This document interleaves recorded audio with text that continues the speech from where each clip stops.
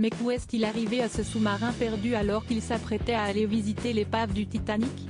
Depuis le début de la semaine, les recherches se multiplient et l'inquiétude grandit pour les 5 passagers qui n'ont plus donné de nouvelles. Ce mercredi, les spécialistes ont dévoilé des images de l'intérieur de l'appareil, ce qui ne devrait pas rassurer sur leur sort. Allez voir tous les 5 coincés dans ce tube de métal si étroit, on se demande comment ils doivent vivre la longue attente qui leur est imposée depuis dimanche dernier. Perdu en mer depuis déjà plusieurs jours, le scientifique français Paul-Henri Narjolet et 4 touristes n'ont plus donné signe de vie depuis de très longues heures. Et alors que les hypothèses se multiplient sur ce qui a pu leur arriver, panne électronique, fuite, ou même coincé dans le Titanic, on en apprend ce mercredi matin plus sur l'intérieur de l'appareil grâce à nos confrères du Figaro et de Quotidien. Et notamment qu'il n'est finalement pas si étonnant que l'appareil ait disparu, construit notamment grâce à des composants achetés dans le commerce.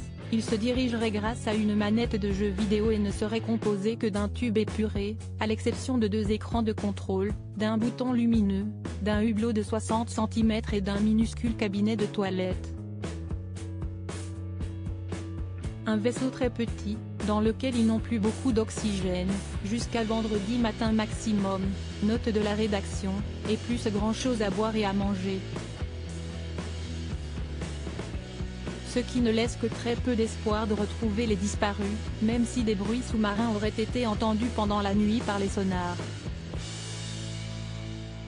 Il faut dire que même Paul-Henri Narjolet, qui était descendu plus d'une trentaine de fois vers le Titanic et qui est sans doute le pilote le plus expérimenté du monde à ces profondeurs, selon l'un de ses amis, avait une certaine appréhension à l'idée de descendre dans cette toute petite boîte de métal, appelée le Titan et décrit comme rudimentaire.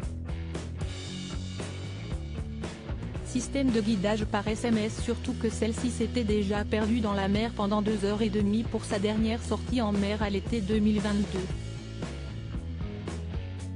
Et que le sous-marin n'a jamais été certifié auprès d'une autorité officielle.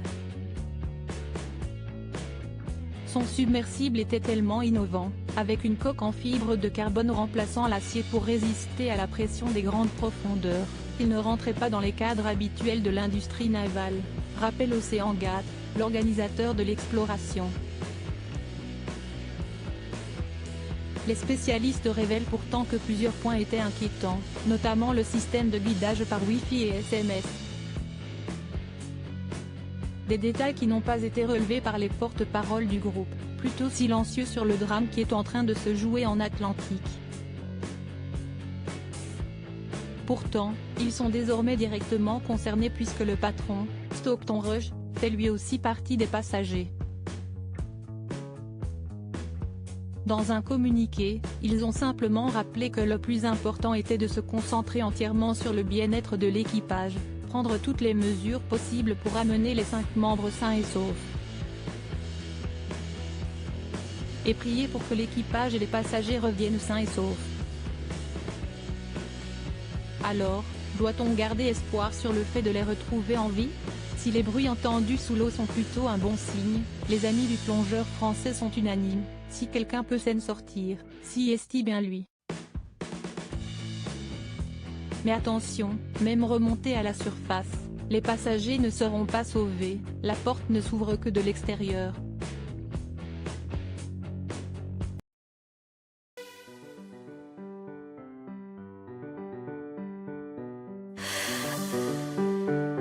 나